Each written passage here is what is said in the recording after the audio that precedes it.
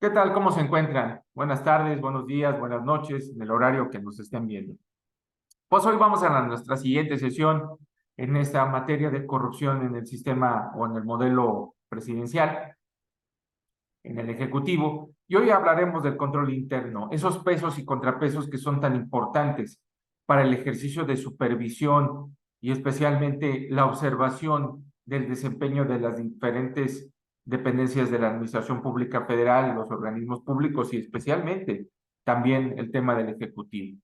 Siempre se ha hablado de que este sistema que tiene nuestro país hay mucho que mejorar, ¿no? Y puede convertirse en un gran ente supervisor y de control y tener un poder político y económico y de responsabilidad administrativa muy grande, pero también se ha hablado de que está supeditado a lo que son las condiciones políticas, que hoy empezaremos a hablar de la Auditoría Superior de la Federación.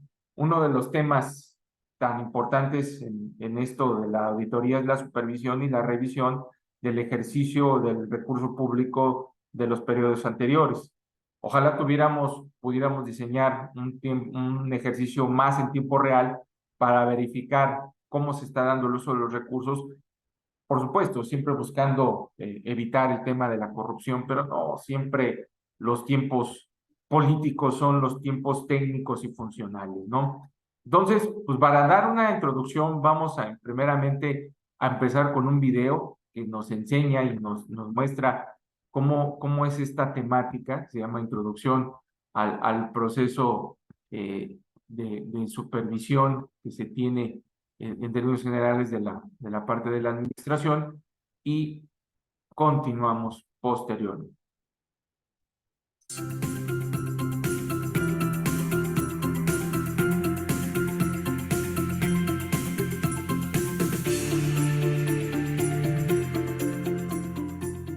En el marco del Sistema Nacional de Fiscalización y como parte del programa de difusión y sensibilización en materia de control interno, administración de riesgos e integridad en el sector público, la Auditoría Superior de la Federación ha realizado una serie de videocápsulas,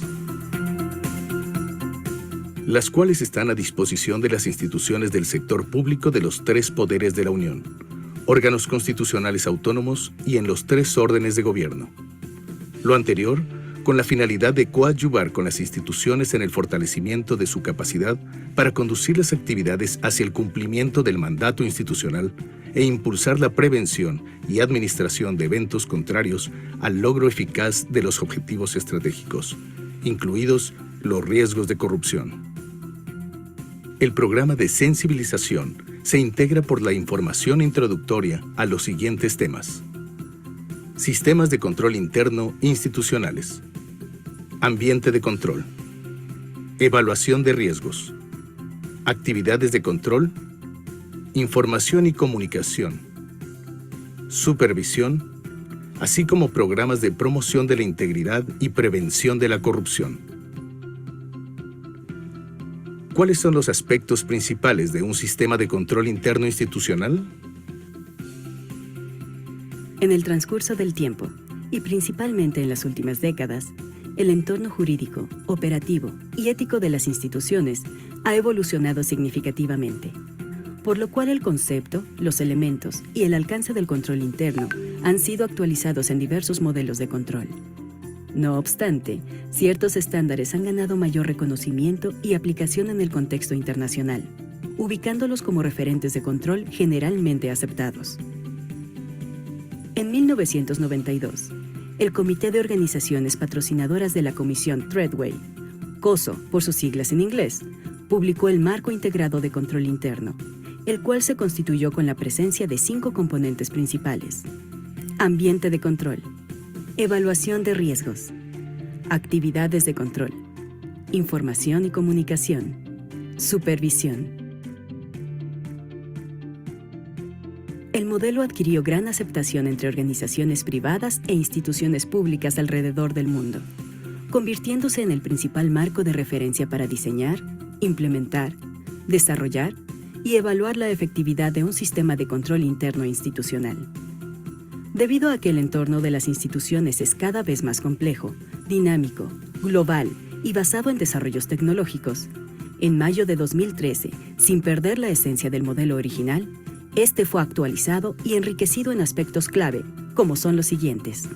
Los 5 componentes considerados en el modelo original ahora deben estar presentes y funcionando en conjunto de manera sistémica. Se formalizaron los 17 principios que, al estar asociados a los 5 componentes, representan requisitos fundamentales para contar con un sistema de control interno efectivo. Se incluyen los puntos de interés que facilitan la evaluación de la efectividad del sistema de control interno.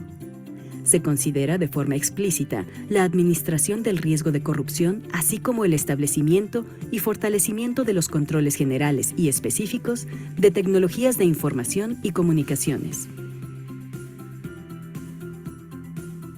Al adoptar el modelo COSO como un marco de referencia que puede implementarse tanto en entes públicos como privados, en noviembre de 2014, en el seno del Sistema Nacional de Fiscalización, se emitió el Marco Integrado de Control Interno.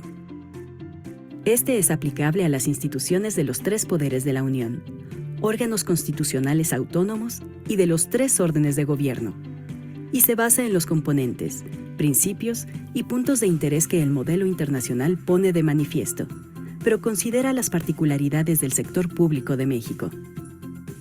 En este contexto, es necesario conocer la definición básica de control interno. De acuerdo con el Marco Integrado de Control Interno, es un proceso efectuado por el órgano de gobierno, el titular, la administración y los demás servidores públicos de una institución, con el objeto de proporcionar un grado de seguridad razonable sobre la consecución de los objetivos institucionales de operación, información y cumplimiento. Los objetivos de operación se refieren a la eficacia y eficiencia de las operaciones de la institución, incluidas las metas de desempeño operativo y financiero, así como la protección de sus activos contra posibles pérdidas. Los objetivos de información se enfocan en los informes internos y externos, financieros y no financieros, y comprenden aspectos de confiabilidad, oportunidad, transparencia y otras condiciones establecidas por los organismos reguladores, los órganos normativos y por la propia institución. Los objetivos de cumplimiento hacen referencia a la adhesión y observancia de la institución a las disposiciones jurídicas y normativas aplicables. Ahora analizaremos los aspectos más importantes de cada uno de los 5 componentes, los principios y los puntos de interés que conforman un sistema de control interno institucional efectivo. Primer componente: ambiente de control. Es el conjunto de estándares, procesos y estructuras que proporcionan una base sólida de disciplina y organización para apoyar a los servidores públicos en la consecución de los objetivos institucionales. Los principios básicos que deben observarse en este componente son: primer principio, mostrar actitud de respaldo y compromiso con la integridad y los valores éticos. El órgano de gobierno, en su caso, el titular y la administración, deben mostrar una actitud de respaldo y compromiso con la integridad, los valores éticos, las normas de conducta y la prevención de irregularidades administrativas y posibles actos de corrupción. Algunas acciones de respaldo institucional son: establecer un tono directivo adecuado, formalizar normas de conducta mediante códigos de ética y de conducta institucionales, así como evaluaciones de su cumplimiento. Implementar un programa institucional de promoción de la integridad y prevención de la corrupción que incluya, entre otros aspectos, difusión y capacitación sobre valores éticos e integridad en todos los niveles jerárquicos. Una función específica de gestión de riesgos de corrupción. Una línea ética de denuncia anónima. Una unidad especializada, por ejemplo, el Comité de Ética, Comité de Riesgos, Comité de Cumplimiento, entre otros, que atienda de forma oportuna posibles transgresiones a la integridad. El segundo principio de este componente es: ejercer responsabilidad de vigilancia del sistema de control interno institucional. El órgano de gobierno demuestra independencia del titular y este último ejerce la supervisión del desempeño del sistema de control interno institucional, mediante las unidades administrativas que establezca para tal efecto. Para lo cual debe vigilar de manera general el diseño, implementación y operación del sistema de control interno institucional y asegurarse de que la evaluación de riesgos, incluidos los de corrupción, así como los controles se lleven a cabo de forma periódica con base en criterios técnicos. Validar los resultados de las evaluaciones internas y externas practicadas al sistema de control interno institucional, así como las acciones de corrección para solucionar las deficiencias detectadas. El tercer principio es establecer la estructura, responsabilidad y autoridad. El titular y la administración, bajo la supervisión del órgano de gobierno, deben autorizar y actualizar, conforme a las disposiciones jurídicas y normativas aplicables, la estructura organizacional, asignar responsabilidades y niveles de autoridad pertinentes para el logro de los objetivos institucionales, preservar la integridad, prevenir la corrupción y rendir cuentas de los resultados obtenidos. El cuarto principio de este componente es demostrar compromiso con la competencia profesional. La administración es responsable de establecer los medios necesarios para atraer, desarrollar y retener a aquellos servidores públicos competentes para el cumplimiento de los objetivos institucionales. Para ello, es necesario que define expectativas de competencia profesional, evalúe las competencias profesionales y cubra las deficiencias, considere a los servidores públicos para promociones y para responder ante posibles contingencias. El quinto y último principio del ambiente de control es reforzar la rendición de cuentas y asumir las responsabilidades de control interno.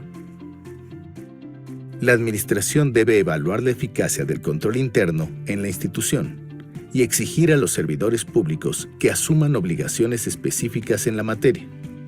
Algunas maneras de efectuarlo son: fortalecer la rendición de cuentas en todos los niveles de autoridad, respecto de las responsabilidades en el sistema de control interno institucional.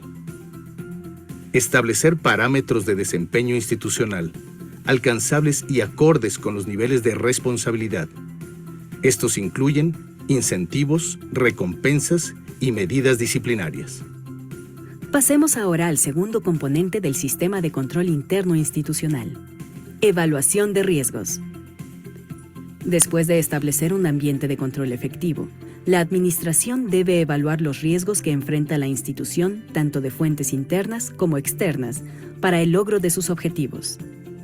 La evaluación de riesgos es el proceso continuo por medio del cual se identifica, evalúa, prioriza y responde a aquellos riesgos que, en caso de materializarse, impactarían de forma adversa el logro de los objetivos del Plan Nacional o Estatal de Desarrollo, los programas sectoriales, especiales y demás planes o programas estratégicos y disposiciones aplicables, con el propósito de establecer los controles adecuados para mitigarlos a un nivel aceptable.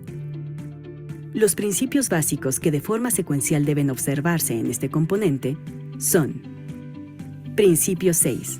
Definir objetivos y niveles de tolerancia al riesgo. El titular debe instruir a la administración y, en su caso, a las unidades especializadas, el establecimiento de objetivos institucionales con la claridad suficiente para identificar riesgos y definir los niveles de tolerancia al riesgo. En particular, la administración debe desarrollar las siguientes actividades: definir objetivos específicos para permitir el diseño del sistema de control interno institucional y la evaluación de los riesgos asociados, así como parámetros para su medición consistentes con los requerimientos y expectativas de la planeación estratégica. Establecer los niveles de tolerancia al riesgo en términos específicos y cuantificables. El siguiente principio de la evaluación de riesgos es: Principio 7. Identificar, analizar y responder a los riesgos. La administración debe identificar los riesgos relacionados con el logro de los objetivos en toda la institución y evaluar la probabilidad de ocurrencia y su grado de impacto, a fin de determinar cómo se habrán de administrar. Para ello, considera los tipos de eventos que impactan a la institución en su conjunto. Analiza los factores internos y externos que provocan esos riesgos. Estima la importancia de los riesgos al considerar la magnitud del impacto, la probabilidad de ocurrencia y la naturaleza de los mismos. Diseña respuestas a los riesgos analizados de tal forma que estos se encuentran dentro del nivel de tolerancia establecido. A continuación se analiza el principio 8. Considerar el riesgo de corrupción. Este principio representa una de las actualizaciones más significativas del modelo COSO, el cual es retomado y adaptado al contexto mexicano en el marco integrado de control interno para el sector público. La administración, con el apoyo, en su caso, de las unidades especializadas, debe considerar la probabilidad de ocurrencia de actos corruptos al identificar, analizar y responder a los riesgos de esta índole, por lo cual debe considerar los diferentes tipos de corrupción, como son estados financieros fraudulentos, apropiación indebida de activos, conflicto de intereses, pretensión de utilizar el cargo público para obtener beneficios privados, entre otros. Tomar en cuenta factores de riesgo de corrupción, por ejemplo, la existencia de incentivos o presiones que provean a los servidores públicos de cualquier nivel un motivo para cometer actos de corrupción, circunstancias que favorezcan a los servidores públicos para eludir controles en razón de su posición en la institución, y actitudes que representen en el servidor público una justificación de la comisión de actos corruptos. La administración debe responder a los riesgos de corrupción, fraude, abuso, desperdicio y otras irregularidades mediante el mismo proceso de respuesta desarrollado para todos los riesgos institucionales, bajo la consideración de que este tipo de riesgos tienen tolerancia cero. El último principio de la evaluación de riesgos es 9. Identificar, analizar y responder al cambio. La administración identifica, analiza y responde a los cambios significativos que pueden impactar negativamente al sistema de control interno institucional. Las condiciones que afectan a la institución y su entorno están en constante actualización. Por lo tanto, la administración debe planear e instrumentar acciones de prevención ante posibles cambios significativos. Identificar de forma oportuna cambios en el entorno interno y externo que representen riesgos y comunicarlos al personal competente. Responder a los riesgos asociados a estos cambios. Veamos ahora el tercer componente del sistema de control interno institucional. Actividades de control. Las actividades de control son las medidas establecidas por la administración mediante políticas y procedimientos para lograr los objetivos y responder a los riesgos, incluyendo los de corrupción y los de tecnologías de información y comunicación. Estas actividades deben ser actualizadas periódicamente. Los principios básicos de este componente son: Principio 10. Diseñar actividades de control. La administración debe diseñar, desarrollar, actualizar y garantizar la suficiencia e idoneidad de las actividades de control de tipo preventivo o detectivo para alcanzar los objetivos institucionales y responder a los riesgos asociados a estos.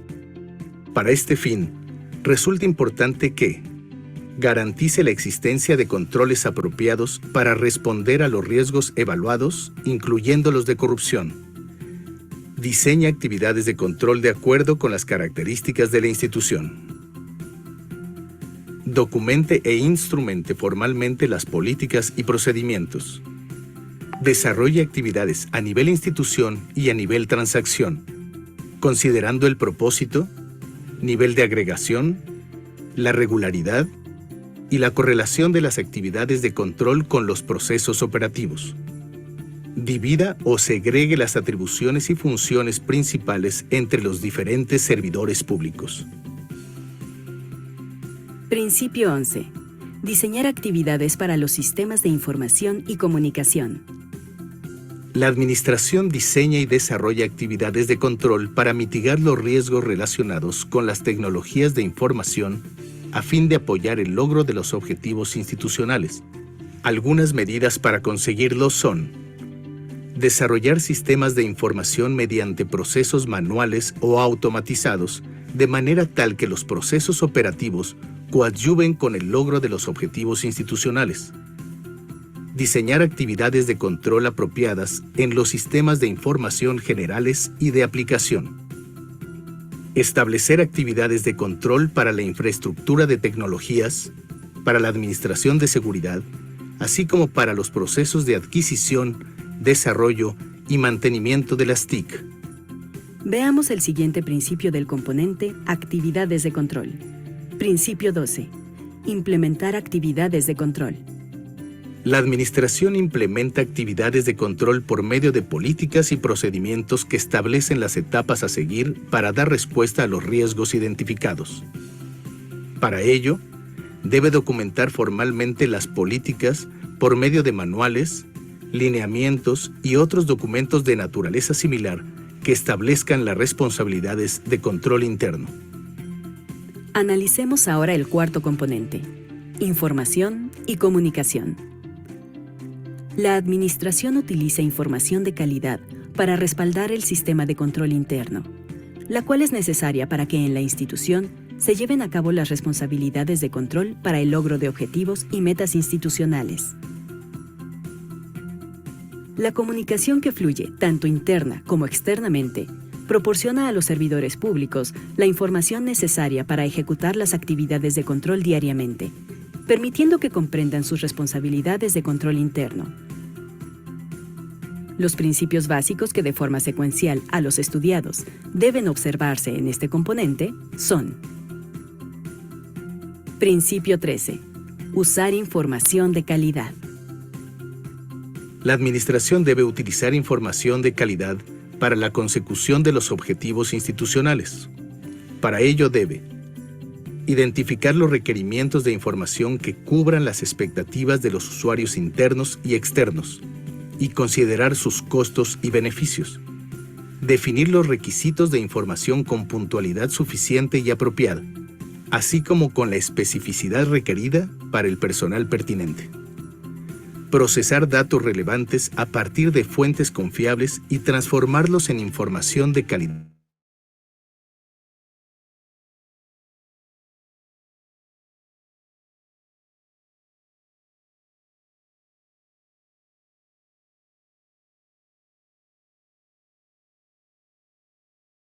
De calidad, líneas complementarias de comunicación y selección de métodos relevantes de comunicación. Esto se logra cuando la administración comunica información de calidad en toda la institución, utilizando las líneas de reporte y autoridad establecidas, tanto verticales como horizontales. Selecciona los métodos más apropiados de comunicación y los evalúa y los actualiza periódicamente para asegurarse que cuenta con las herramientas adecuadas. El último principio del componente información y comunicación es 15. Comunicar externamente. Este considera medidas externas para comunicar información de calidad, lo cual se logra cuando la administración incluye en la comunicación externa asuntos significativos relativos a los riesgos, cambios o problemas que afectan al sistema de control interno institucional. Evalúa la información externa recibida, considerando las características de calidad y los objetivos del procesamiento de la información. En su caso, debe tomar acciones para asegurarse que la información recibida sea de calidad. El órgano de gobierno o el titular debe recibir información de partes externas por medio de las líneas de reporte establecidas y autorizadas, así como de medios alternativos cuando las primeras pudieran estar comprometidas. Esta comunicación es necesaria para la vigilancia eficaz y apropiada del control interno. Veamos el quinto y último componente del sistema de control interno institucional: supervisión. Dado que el control interno es un proceso dinámico que tiene que adaptarse continuamente a los cambios y enfrenta los riesgos de la institución, La supervisión del sistema de control interno institucional es esencial para asegurar que éste se mantiene alineado con los objetivos institucionales, el entorno operativo, las disposiciones jurídicas aplicables, los recursos asignados y los riesgos. A continuación, sus principios y algunos puntos de interés.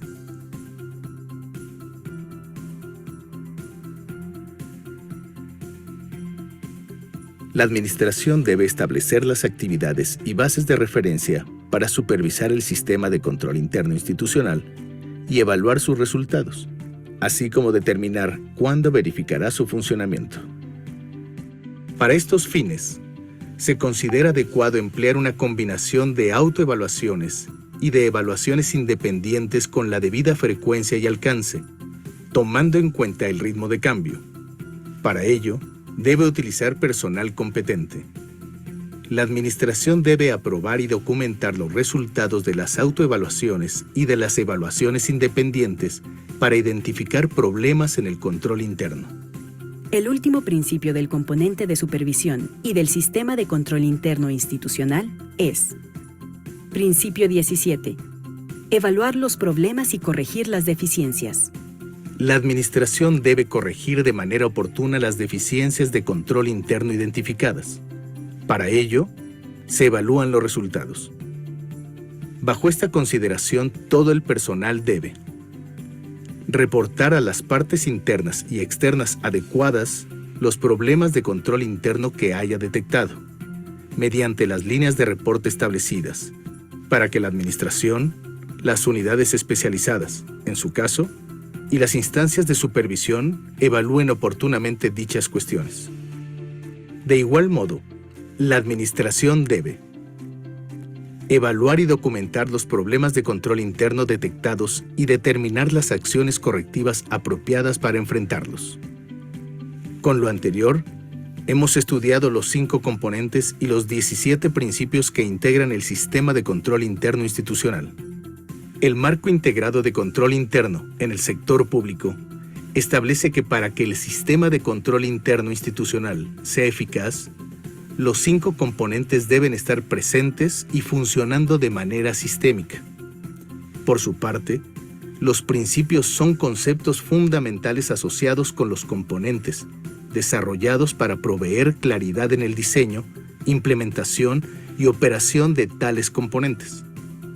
Si un principio no está presente y funcionando, el componente al que se asocia tampoco puede estarlo, por lo que se producirían deficiencias en el sistema de control interno institucional. Adicionalmente, el modelo COSO 2013 provee características relevantes relacionadas a cada principio, determinados como puntos de interés, cuyo propósito es aportar mayores elementos para el diseño, implementación y operación de los principios asociados. Si bien el marco propuesto es susceptible de ser adoptado por cualquier entidad del sector público, cada institución deberá realizar un análisis de sus características particulares, con objeto de implementar las prácticas descritas en línea con su naturaleza, tamaño, mandato y funciones específicas. Para mayor información, los invitamos a consultar el Marco Integrado de Control Interno para el Sector Público, formulado por la Auditoría Superior de la Federación y la Secretaría de la Función Pública, así como las infografías y las siguientes 6 videocápsulas elaboradas por la Auditoría Superior de la Federación en materia de control interno, administración de riesgos e integridad, los cuales están publicados en el portal de Internet www.asf.gov.mx en el apartado Gobernanza Pública.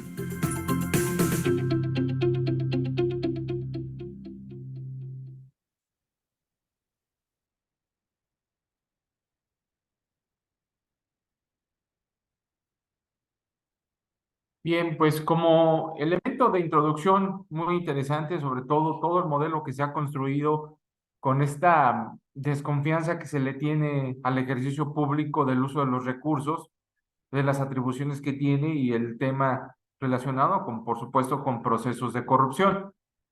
Y el modelo aplica y el modelo es funcional y si permiten ustedes está perfectamente diseñado. ¿Cuál es el problema? El problema termina siendo la aplicabilidad, que eso tiene que, y eso por supuesto en muchas ocasiones deja mucho que desear en el ejercicio público. Pues vamos a comentar algunos aspectos si no tienen ninguna cuestión y objeción, que viene por supuesto en relación a lo que nosotros estamos mencionando, ¿no? Entonces, el control interno lo que busca es la reducción de los riesgos de corrupción, transparentar la administración pública y generar una eficiente operación entre las dependencias. Eso terminaría siendo el objetivo. ¿Dónde empieza toda esta parte de antecedentes, compañeros? Que ya vimos la importancia de manera general, pero ¿dónde empieza toda esta situación de antecedentes del modelo de supervisión? Dice, en el periodo colonial, el Consejo de Hacienda encargó lo relacionado con los recursos públicos. La ley de 1824, que es la ley para el arreglo de la administración de la hacienda pública, dio origen al Departamento de Cuenta y Razón, la Tesorería de la Federación. El antecedente, que ustedes se dan cuenta, es ya un proceso de supervisión básica. En 1926 se expiden las leyes orgánicas, perdón, del Departamento de Contraloría de la Federación y de la parte orgánica de la Tesorería de la Federación. El artículo 26 de la Ley Orgánica de la Administración Pública Federal dice que para el despacho de los asuntos de orden administrativo, el Poder Ejecutivo contará con las siguientes dependencias, lo que ya hemos visto, ¿no? Las diferentes dependencias y secretarías, ¿no? Y estas dependencias contarán con órganos de control. Y esos órganos de control son los siguientes. Se encargan de ejecutar el sistema de control y evaluación gubernamental. Señala que son quienes poseen la autoridad para atender, tramitar y resolver las quejas o denuncias presentadas por la ciudadanía contra presuntas irregularidades administrativas cometidas por los servidores públicos. O sea, llegan las denuncias de la ciudadanía o a través de la observación del cumplimiento normativo de las disposiciones, bueno, pues se empieza a analizar y ver estas condiciones. ¿Cómo se estructura? A través de un titular de un órgano de control, alguien de responsabilidades y titular de auditoría y de quejas. Hay una coordinación general de los órganos de vigilancia, ¿sí? ¿Y cuál es el objetivo? Garantizar que los órganos de vigilancia y control contribuyan, mejor dicho, a reducir los riesgos de corrupción y transparentar la administración pública federal, así como eficientar la operación de esta mediante una adecuada relación con las dependencias, entidades, órganos desconcentrados y la Procuraduría General de la República, hoy la Fiscalía General de la República, con un enfoque preventivo de control, una correcta vigilancia de la gestión pública y una efectiva aplicación de medidas correctivas. Aquí está el centro neurálgico de los procesos que nosotros estamos viendo. Un enfoque preventivo de control, una correcta vigilancia de la gestión pública y una efectiva aplicación de medidas correctivas. Entonces, vigilancia de la gestión, efectiva aplicación de medidas correctivas y un enfoque preventivo eminentemente de control, ¿sí? Y esas atribuciones la ley orgánica se las da a estos órganos eminentemente de vigilancia y señala las siguientes. Primero, coordinar los delegados, subdelegados y comisarios públicos, así como la interrelación del secretario y las unidades administrativas, que exista un proceso de supervisión permanente y de gestión de control. Coordinar y verificar la elaboración de los informes y reportes que deberán rendir los delegados, subdelegados y comisarios públicos sobre el desempeño de las dependencias, es decir, estar en constante revisión de la ejecución del ejercicio público. Insisto, son las más importantes. Luego dice someter a la consideración del secretario la designación y en su caso la remuneración de los órganos internos de control. Vente, de control, así como las áreas de auditoría y quejas y responsabilidades para mantenerse actualizado el catálogo.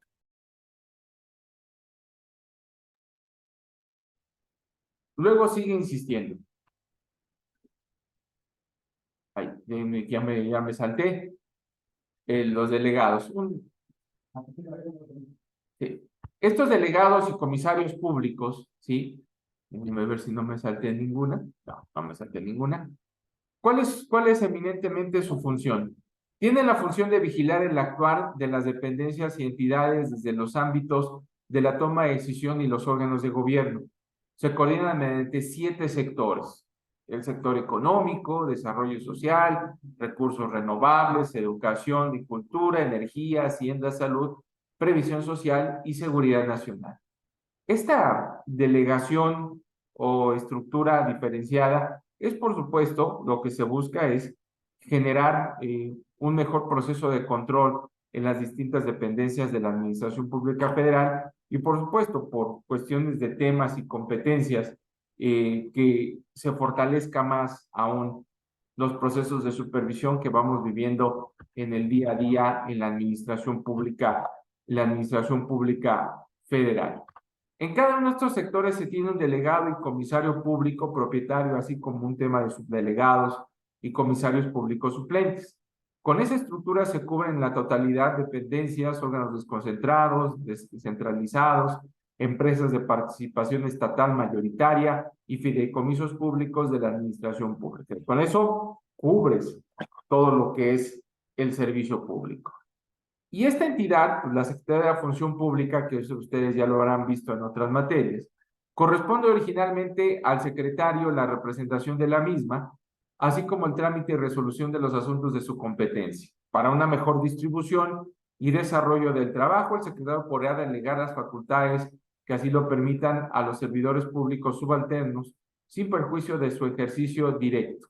Al efecto, va a expedir los acuerdos delegatorios respectivos. ¿Y cuáles, en términos generales, van a ser las funciones? Bueno, representar a la Secretaría, resolver asuntos de su competencia, ordenar el control, vigilancia y fiscalización de las políticas que establezca el presidente, establecer los lineamientos y políticas que orienten la colaboración que la Secretaría deba presentar a la Auditoría Superior de la Federación de la Cámara de Diputados para el mejor cumplimiento de sus respectivas responsabilidades. Y, por supuesto, refrendar su validez y observancia y constitucional, los reglamentos, decretos, acuerdos y órdenes expedidos por el presidente de la República cuando se refieren a asuntos de la competencia de la Secretaría. Bien.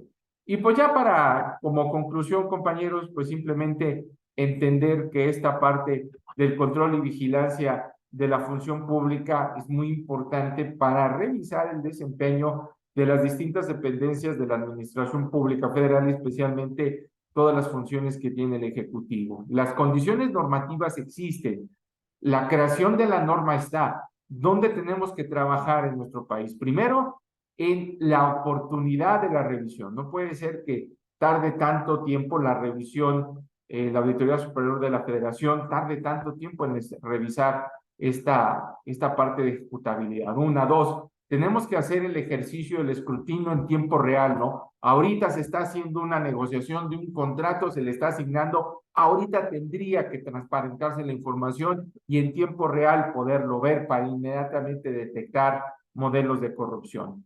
Y, por supuesto, la ciudadanización, que es a mí lo que me parece fundamental, la ciudadanización de la revisión y el escrutinio público. Aquí, por supuesto, son muy importantes los políticos, tienen un peso y una injerencia importante, interesante, pero al final ese ejercicio de escrutinio público y de esta función va más allá, mis estimados compañeros, de solo eminentemente establecer el ejercicio. Tenemos que llegar también, como les decía, a una mayor oportunidad, una mayor ejecución, una mayor rapidez, una mayor aplicabilidad de los modelos y de los temas de supervisión en el ejercicio público, para que así, por supuesto, podamos aspirar a un verdadero ejercicio de supervisión y control y vigilancia, porque si no tenemos en tiempo real la posibilidad de estar viendo en qué está gastando el gobierno, quiénes son y demás, será complicado. Independientemente, compañeros, de la visión política que cada uno tengamos, hoy aparece una publicación y déjenme buscarla porque sí es importante.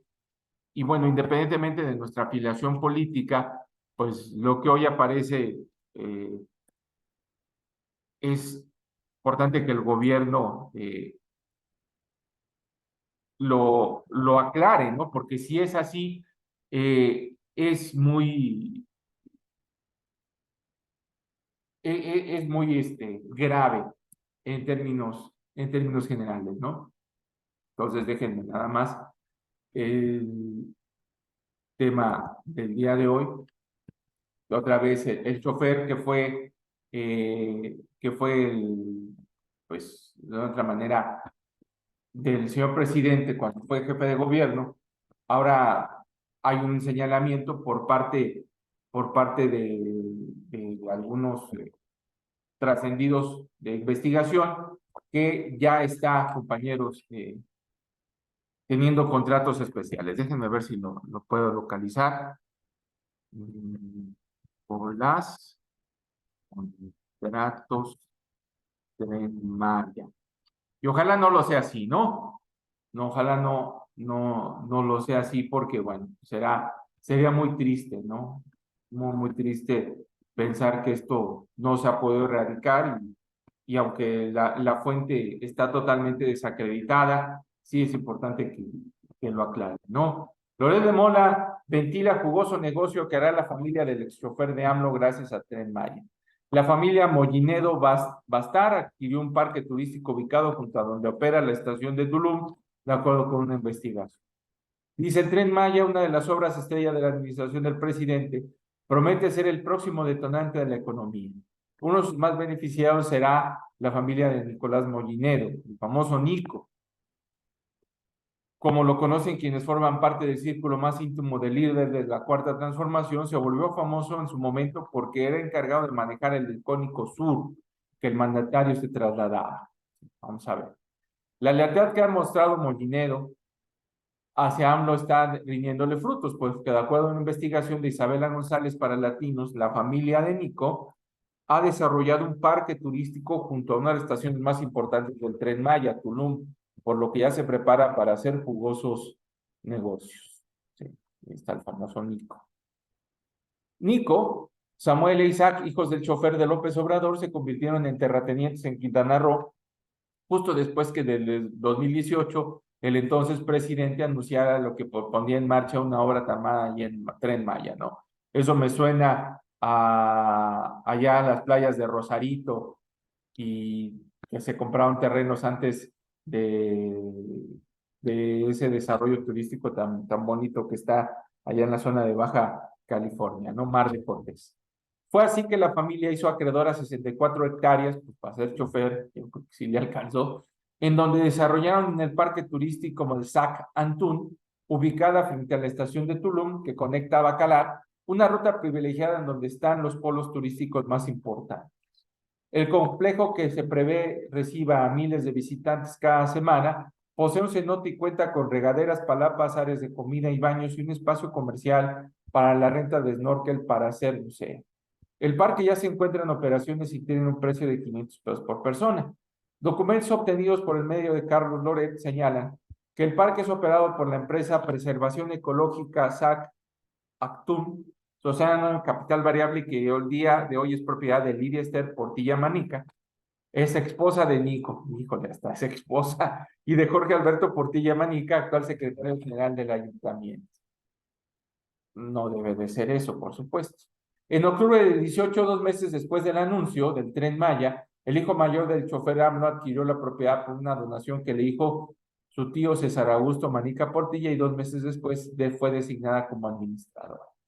El predio, ubicado a 5 kilómetros de Tulum y a un costado de la carretera que lleva a las zonas arqueológicas, hoy tiene un valor comercial de 4 millones de pesos, pero podría elevarse exponencialmente tras el funcionamiento de él. De acuerdo con las estimaciones realizadas por el gobierno, bueno, pues 4 millones de pesos pues tampoco es mucho, hay que reconocerlo, pero la información privilegiada, eso sí. De acuerdo con las estimaciones realizadas por el gobierno federal, el turismo en dicha región pasará a recibir 2 millones a más de 5 cuando la obra ya se encuentre operando por completo. Nico fungió por 12 años como chofer del señor presidente, luego funcionario de la alcaldía Cuauhtémoc y del ayuntamiento de Villahermosa. Sin embargo, pese a estar alejado físicamente de AMLO, siempre ha sido un fiel seguidor de la Cuarta Transformación. Y bueno, pues es lo que les comentaba, compañeros. Esto lo podríamos detener, no solamente esto, sino también las corrupciones que han existido en otros gobiernos. Cuando en tiempo real se sepa quién está gastando, qué dependencia, qué se está gastando, qué contratos se está dando, quiénes son los socios, o sea, transparentar todo, para que de manera inmediata pues, las personas que tienen información privilegiada puedan intervenir, hacer las denuncias correspondientes y este órgano ciudadanizado investigue, a la par, aparte de las distintas dependencias públicas. Pero pues es un poco sonoro, porque ya vimos que no importa el color del partido, no estamos diciendo que lo anterior era mejor, no importa lo del color del partido, siempre la búsqueda es poner trabas para una adecuada supervisión y ejercicio relacionado con el tema de supervisión. Bueno, pues seguiremos hablando de este tema más adelante, esperando que esta parte introductoria sea de apoyo con las actividades que ustedes tienen diseñadas en módulo. Yo quedo a sus órdenes, creo que fue bastante clara lo que fue el video, luego la presentación y estos comentarios finales que espero que estén acordes a las expectativas que ustedes van teniendo de la materia. Pues muchas gracias y nos vemos la próxima sesión.